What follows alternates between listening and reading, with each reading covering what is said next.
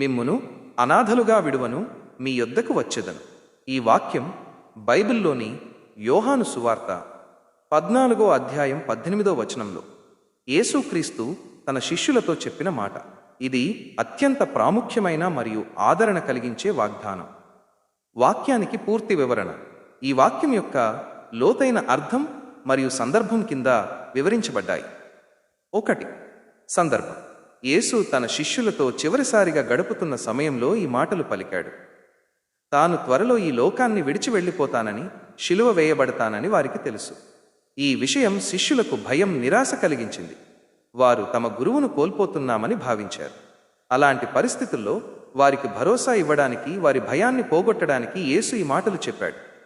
2. మిమ్మును అనాథలుగా విడువను. అనాథలు అంటే తల్లిదండ్రులు లేని పిల్లలు. వారికి ఎవరు దిక్కు ఉండరు.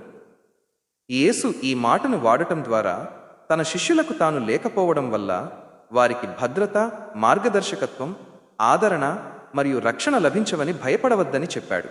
వారికి తాను ఉన్నానని, తాను వారిని ఒంటరిగా విడిచిపెట్టనని ఈ వాక్యం ద్వారా భరోసా ఇచ్చాడు. 3. మీ యొద్దకు వచ్చెదను. ఈ మాట కేవలం భౌతికంగా తిరిగి రావడం గురించి కాదు.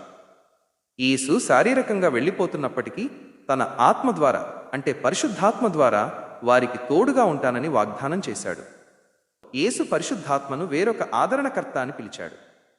ఈ వాక్యం ద్వారా యేసు తన శిష్యుల హృదయాల్లో నివసిస్తానని, వారికి నిరంతరం అండగా ఉంటానని తెలియజేశాడు.